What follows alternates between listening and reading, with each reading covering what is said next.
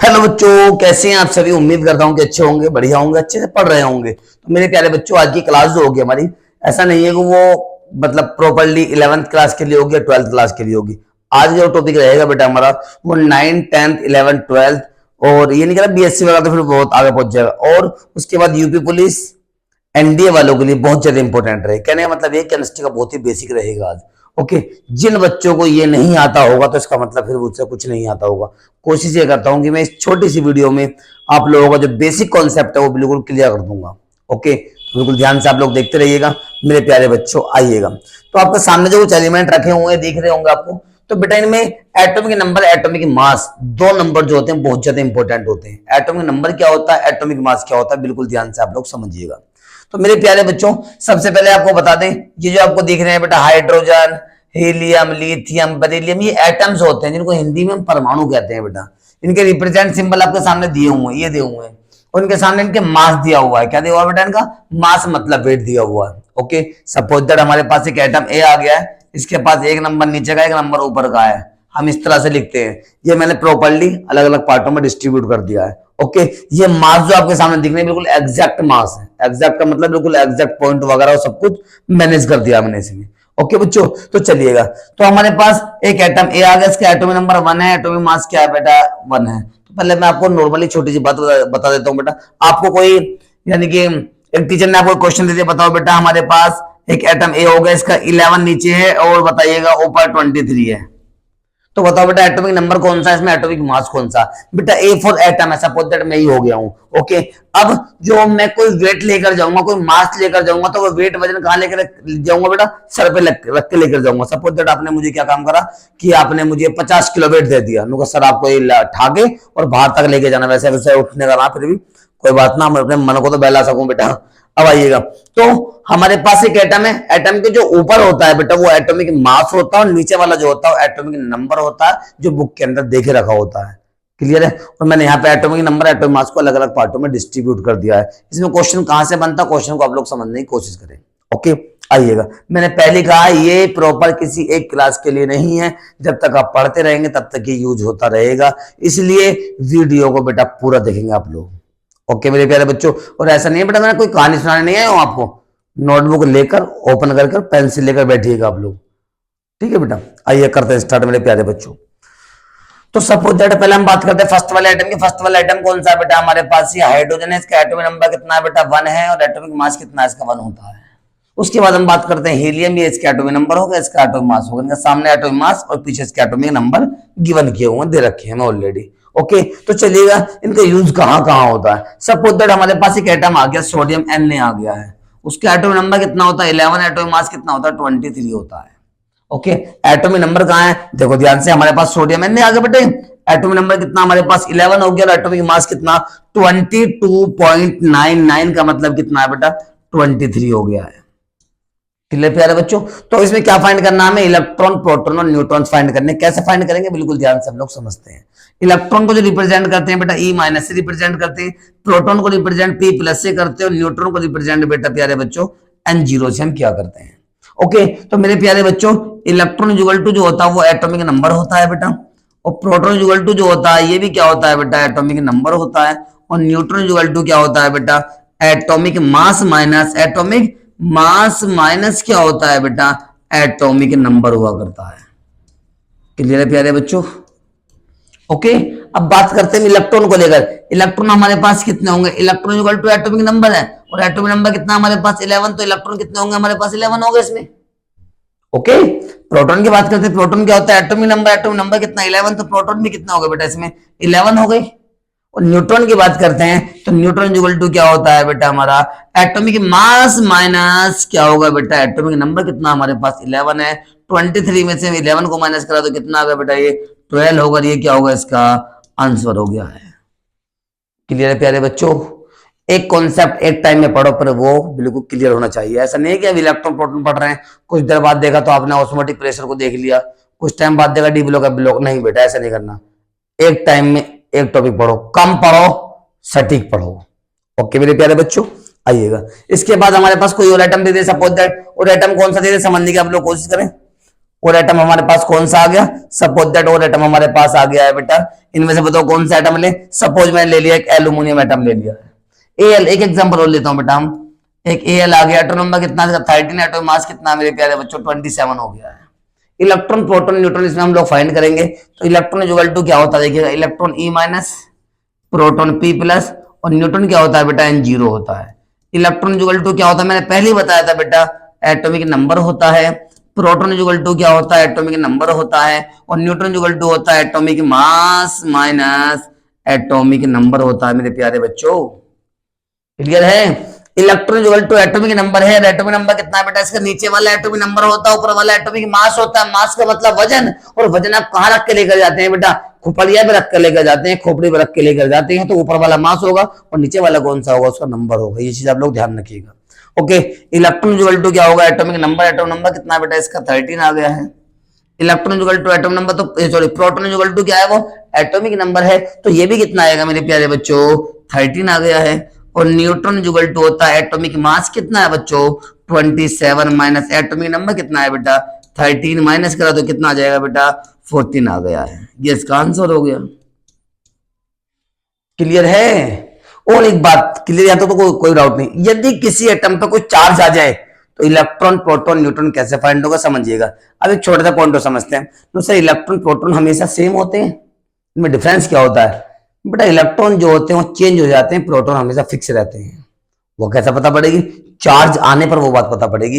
यदि किसी एटम पर पॉजिटिव चार्ज आ जाता है तो उसका मतलब ने इलेक्ट्रॉन को लूज कर दिया, मतलब बाहर निकाल दिया है, और नेगेटिव चार्ज आ गया तो उसका मतलब ने इलेक्ट्रॉन को गेन कर लिया, ग्रहण कर लिया है। ओके, और यदि उस पर कोई चार्ज नहीं आ रहा है तो इसका मतलब ना तो उसने लूज करा, ना उसने गेन करा, ना तो उसने बाहर निकाला, ना उसने ग्रहण करा है। ओके, चार्ज वाले को और देख लेते हैं प्यारे बच्चों, आ जाइएगा। सपोज दैट हमारे पास क्या आ गया है, हमारे पास आपके यहाँ पे Na पॉजिटिव आ गया, कितना क्या आ गया बेटा, हमारे पास Na पॉजिटिव आ गया है। पहले तो हम नॉर्मल तरीके से इलेक्ट्रॉन प्रोटॉन न्यूट्रॉन को फाइंड करेंगे, इसमें कैसे करेंगे देखो ध्यान से। हमारे पास Na आ गया बेटा, एटॉमिक नंबर कितना होता है 11, एटॉमिक मास कितना होगा प्यारे बच्चों 23 हो गया है।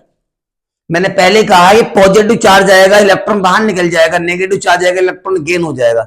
लेने का मतलब भिखमंगा बेटा, नेगेटिव चार्ज का मतलब होता है लेना, लेना मतलब भिखमंगा, समझ लीजिएगा इसको आप लोग। जब वो नेगेटिव चार्ज है का मतलब ये बहुत बड़ा भिखमंगा है। ओके, आइएगा इसमें क्या फाइंड करेंगे हम, इलेक्ट्रॉन प्रोटॉन न्यूट्रॉन किसके अंदर, Na प्लस के अंदर। पहले हम नॉर्मल तरीके से फाइंड करेंगे, उसके बाद हम चार्ज पर करेंगे, आयन पर करेंगे। ओके, तो हम इसमें इलेक्ट्रॉन ई माइनस है बेटा, प्रोटॉन क्या बच्चों हमारे पास P प्लस हो गया, न्यूट्रॉन क्या हमारे पास N0 हो गया है। क्लियर है बेटा? क्लियर है? Electron equal to atomic number होता है, ये बात आपको पहले से ही पता है। प्रोटॉन इक्वल टू क्या होता है, एटॉमिक नंबर होता है। और न्यूट्रॉन इक्वल टू क्या होता है बेटा, एटॉमिक मास माइनस क्या होता है, मास माइनस क्या होगा बेटा, एटॉमिक नंबर हो गया है। किसी बच्चे को कोई भी डाउट यहां तक नहीं होगा। क्लियर है बच्चों? यहां तक किसी बच्चे को कोई डाउट नहीं होगा। क्लियर? अब देखो electron equal to atomic number कितना बेटा इसका 11, तो इलेक्ट्रॉन कितने आ गए, मैं यहां लिख रहा हूं बेटा सामने 11 हो गया। प्रोटॉन इक्वल टू क्या है बेटा हमारे पास, चल तू भी छोटा होगा, चलो अब अच्छा अभी वो लगा हुआ मार कर, कोई बात नहीं चलिएगा। प्रोटॉन थोड़ा मैं पीछे कर लेता हूँ बेटा, लो इसको थोड़ा हम पीछे को कर लेते हैं, इसमें आइएगा सब दिख रहा होगा आप लोग, यहाँ पे कर लेते हैं किस साइड में। चलो भाई पहले रफ हो जाए। देखो भाई बच्चों दरअसल एक्चुअली बात ये है, मैं थोड़ा थोड़ा सीख रहा हूँ चलाना, कंप्लीटली प्रॉपर वे में मैं सीखा नहीं हूँ अभी। हमने किसकी बात की थी बेटा, Na प्लस की बात की थी। ओके, इसको समझते आगे। तो Na प्लस का मतलब है हमारे पास 11, Na23 आ गया मेरे प्यारे बच्चों। इलेक्ट्रॉन प्रोटॉन न्यूट्रॉन हमें इसके अंदर फाइंड करना, कैसे फाइंड करेंगे, नॉर्मल, पहले तो नॉर्मल तरीके से करेंगे, उसके बाद चार्ज के भी आप पे करेंगे। ओके, कैसे किया जाएगा आ जाइएगा। चार थोड़ा सा कलर चेंज कर दें इसका, चलो भाई कलर चेंज कर देते हैं। एक होता E माइनस, दूसरा क्या होता है P प्लस, तीसरा क्या होता है बेटा N0 होता है। Electron equal to atomic number होता है, ये बात आपको अच्छी तरह से पता है। प्रोटॉन इक्वल टू क्या होता है बेटा, एटॉमिक नंबर होता है। और न्यूट्रॉन इक्वल टू क्या होता है, एटॉमिक मास माइनस क्या होता है बेटा, एटॉमिक नंबर होता है। क्लियर है प्यारे बच्चों? Electron equal to atomic number हो गया हमारे पास, तो एटॉमिक नंबर कितना मेरे बेटा इसमें 11 हो गया है। Proton equal to atomic number ये भी कितना होगा बेटा 11, क्योंकि ये भी एटॉमिक नंबर है बेटा। तो सर तो फिर डिफरेंस क्या होगा, पता पड़ेगी आपको डिफरेंस क्या होगा इसमें। न्यूट्रॉन इक्वल टू क्या होगा बेटा, atomic mass 23 minus atomic number 11, 23 में से 11 गए तो कितने बचे बेटा 12 बचे। ये इसका आंसर किसका है, ये Na का है, सोडियम का, Na प्लस का नहीं है। Na प्लस के में कितने इलेक्ट्रॉन प्रोटॉन होगा समझने की आप लोग कोशिश करें।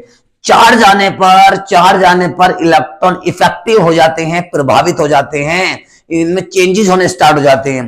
कैसे, आइएगा, मैंने कहा था प्लस चार्ज आ रहा है, इसका मतलब इलेक्ट्रॉन बाहर निकल जाएगा, माइनस हो जाएगा, और नेगेटिव चार्ज आ रहा है तो इसका मतलब इलेक्ट्रॉन उतना ही ऐड हो जाएगा। अब यानी कि प्लस आया तो इसका मतलब एक इलेक्ट्रॉन बाहर निकलेगा, एक इलेक्ट्रॉन बाहर निकाल दो।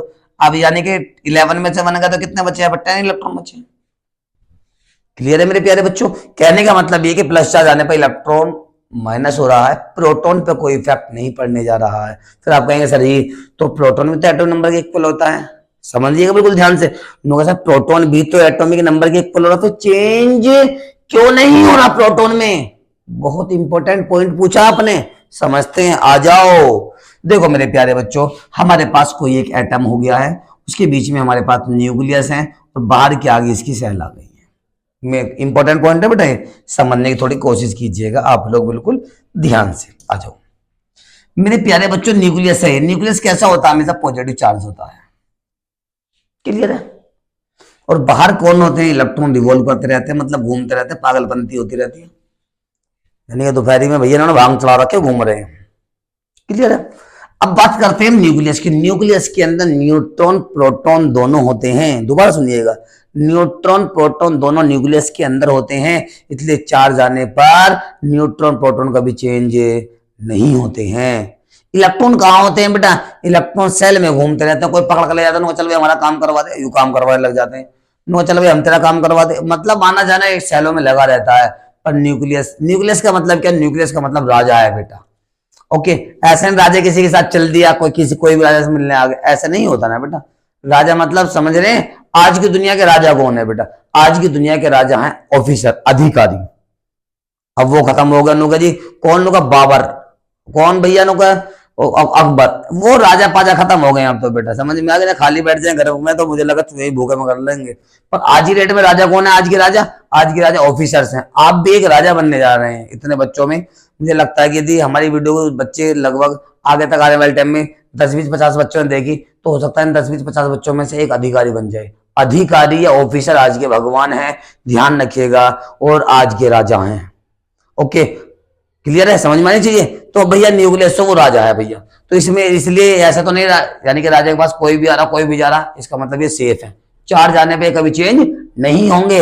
और बाहर वाले क्या है बेटा? सेल, सेल का मतलब पिट जाए, जैसे हम हो गए, आप हो गए, और कोई भी हो गए। कोई क्या लगा चलो भैया हमारे काम ना भाई, चल हम चल रहे तेरे साथ, तो इसका मतलब हमारे जो भैया आना जाना लगा रहता है, इसका मतलब हम सेल में होते हैं, सेल में हैं तो आना जाना लगा रहेगा। यदि आप में भी ऐसा ही है, आप भी कहीं भी आ सकते हैं, कहीं भी जा सकते हैं। कब तक? जब तक आप एक अच्छे अधिकारी नहीं बनेंगे। जिस दिन आप बन जाएंगे तो एक प्रोटोकॉल बन जाएगा, आपको उस प्रोटोकॉल के अंदर आप लोग रहेंगे। फिर आप कहां जाएंगे? न्यूक्लियस के अंदर आ जाएंगे। अभी कहां है? अपने घर में हैं आप लोग, वो सेल है। अब आ जाएगी नहीं आगे? उसके बाद जब आप लोग ऑफिसर बन जाएंगे, अधिकारी बन जाएंगे, हमारी दुआ आपके साथ है वैसे तो, और उसके बाद फिर कहां जाएंगे? आप एक प्रोटोकॉल के अंदर आ जाए। प्रोटोकॉल का मतलब आप लोग एक न्यूक्लियस के अंदर आ जाएंगे। फिर आपसे कोई भी मिलने नहीं आएगा बेटा। उनको चल भाई एक काम कर, क्रिकेट खेलने चलने हैं भाई, ऐसे फिर नहीं कहेगा फिर आपसे कोई, चलो भाई एक काम कर लो आज घूमने चलने, ऐसा कोई नहीं बोलेगा फिर आप लोगों से। समझ में आ गई? प्रोटोकॉल बन जाता है वहां, क्यों? क्योंकि फिर वो एक राजा है बेटा। राजा कहाँ होगा? न्यूक्लियस में। न्यूक्लियस में कभी भी जो भी होंगे वो चेंज नहीं होंगे।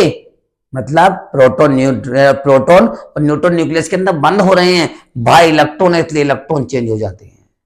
क्लियर है मेरे प्यारे बच्चों? चलें आगे। आइए, कोई भी आपसे पूछ सकता है कि इलेक्ट्रॉन प्रोटॉन एटॉमिक नंबर के इक्वल होता है, तो बताइए चार्ज आने पे इलेक्ट्रॉन चेंज होता है, तो बताओ बेटा प्रोटॉन चेंज क्यों नहीं होता?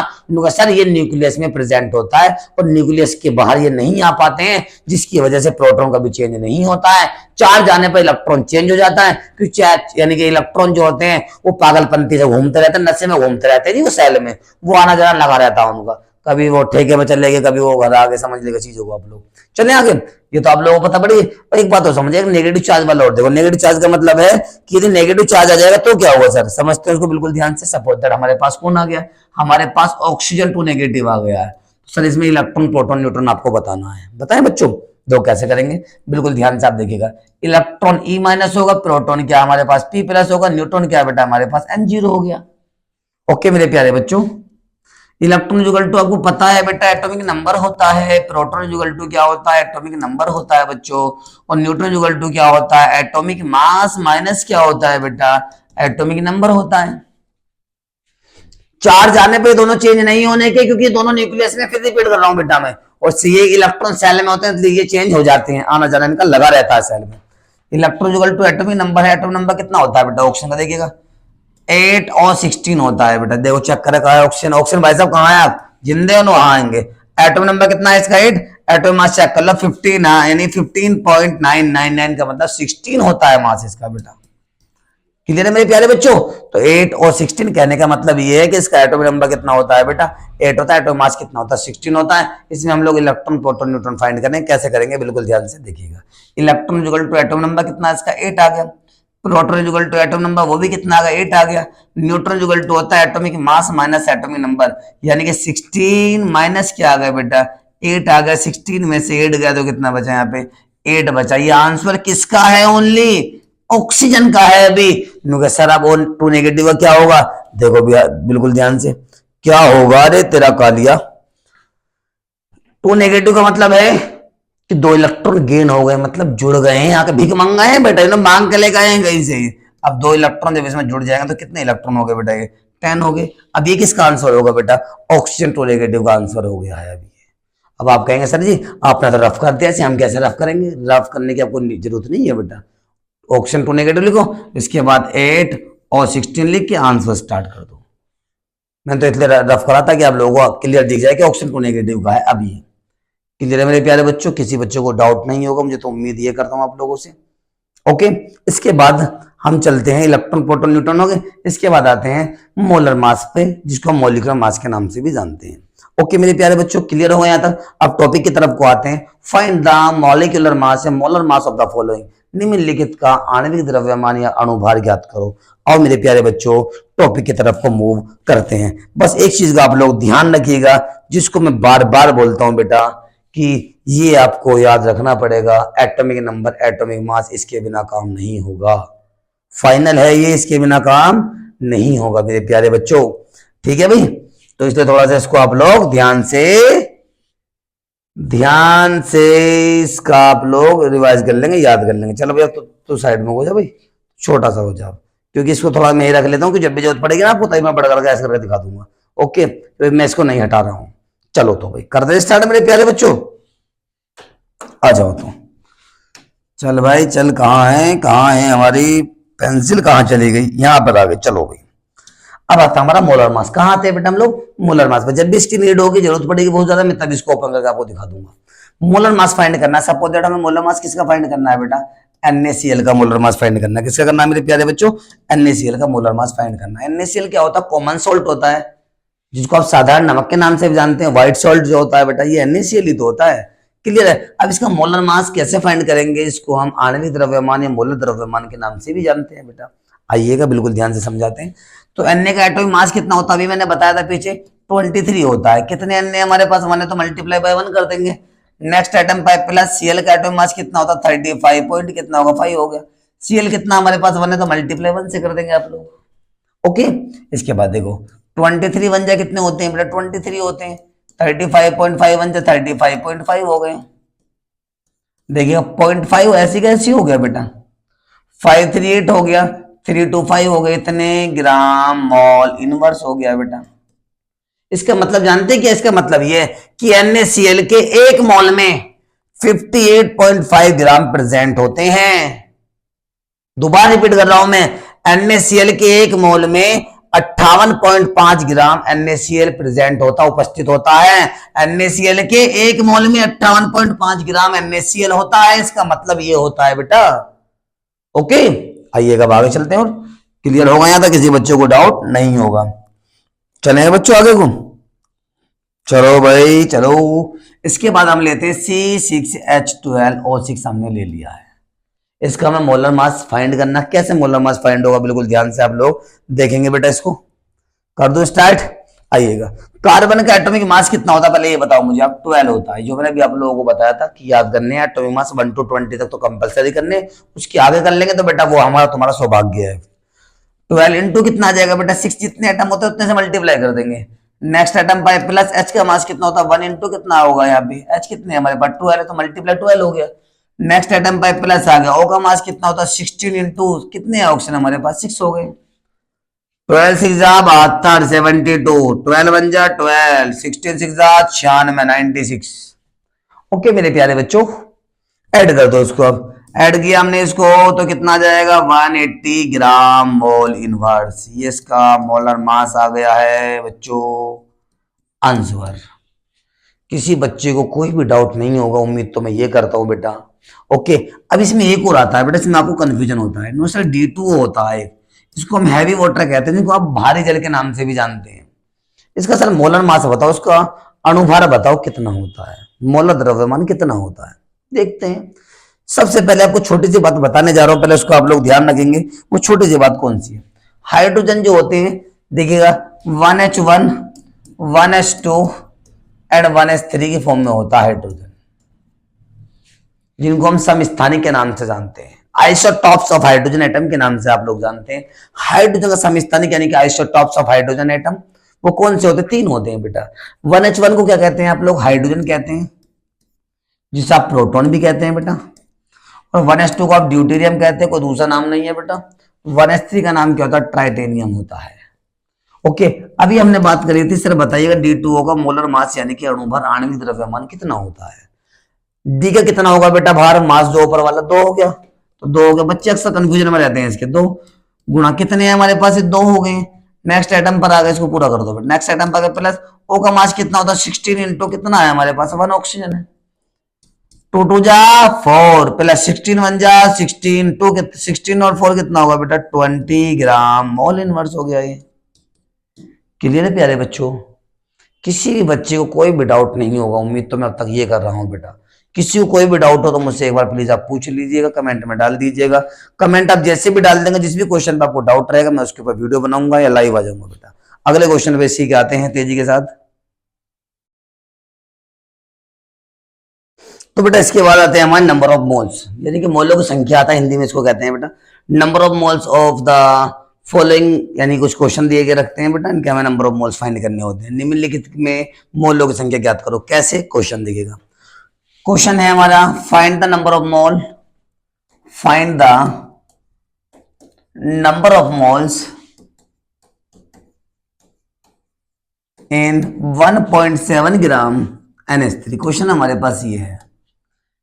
ओके, क्वेश्चन हिंदी में क्या कहता है कि 1.7 ग्राम NH3 में मोलों की संख्या ज्ञात करो। मोलों की संख्या ज्ञात करो। क्वेश्चन इस तरह का है हमारा, बिल्कुल ध्यान से।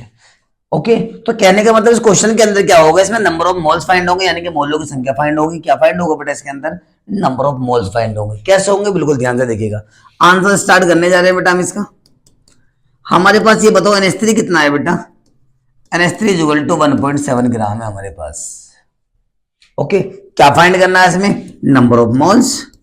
नंबर ऑफ मोल्स फाइंड करना है, यानी कि मोलों की संख्या। मोलों की संख्या फाइंड करनी है हमें। Number of moles equal to होता है given mass upon molar mass, यानी कि मास अपॉन मॉलिक्यूलर मास या मोलर मास। मास यानी गिवन मास अपॉन क्या आएगा बेटा? मोलर मास आ जाएगा।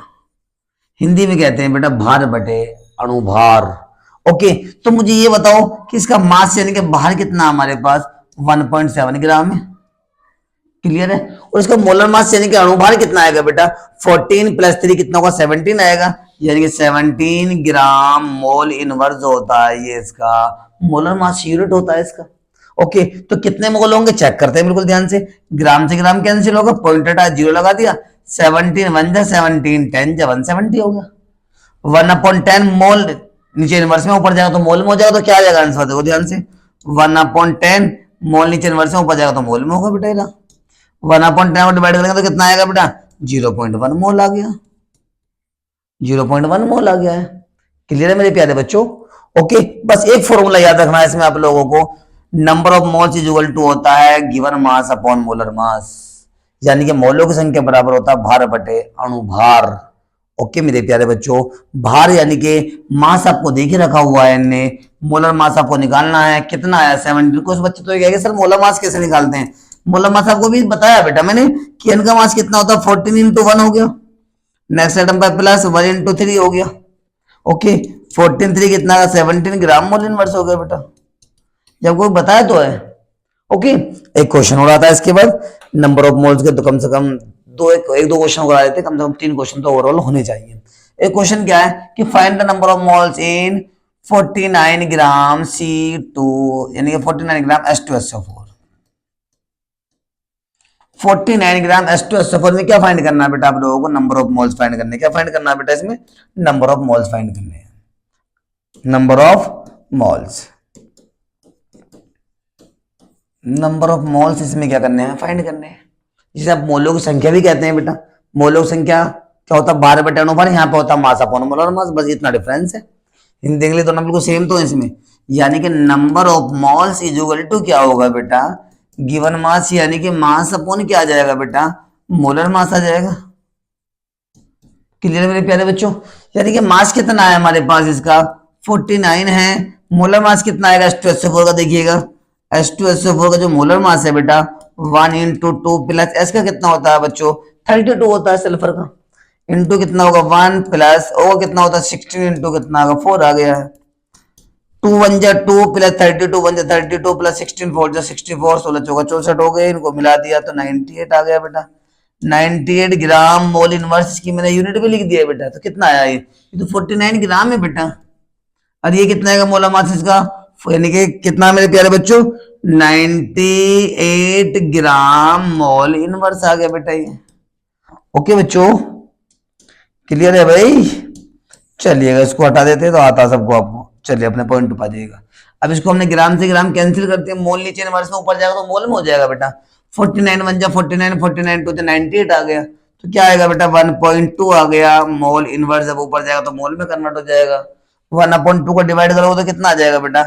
0.5 मोल आ गया इसका ये आंसर। क्लियर है मेरे प्यारे बच्चों? किसी बच्चे को कोई भी डाउट नहीं होगा। ओके, इसका एक क्वेश्चन मैं लिख रहा हूं अभी, उसके बाद आपको नंबर ऑफ मोल्स इसके आपको कमेंट में बताने कितने होंगे बेटा। ओके, करो स्टार्ट। चलिएगा, क्वेश्चन है हमारे पास कि 1.8 ग्राम हमारे पास C6H12 और 6 ग्लूकोज है। इसमें आप नंबर ऑफ मोल्स फाइंड करेंगे। क्या फाइंड करेंगे? नंबर ऑफ मोल्स इसमें आप लोग फाइंड करके मुझे बताएंगे कितने नंबर ऑफ मोल्स होंगे, यानी कि मोलों की संख्या क्या होगी। ओके मेरे प्यारे बच्चों, क्लियर है? इसके बाद नेक्स्ट टॉपिक पर आते हैं इसी के भी। चलिएगा, इसको बार नोट कर ले।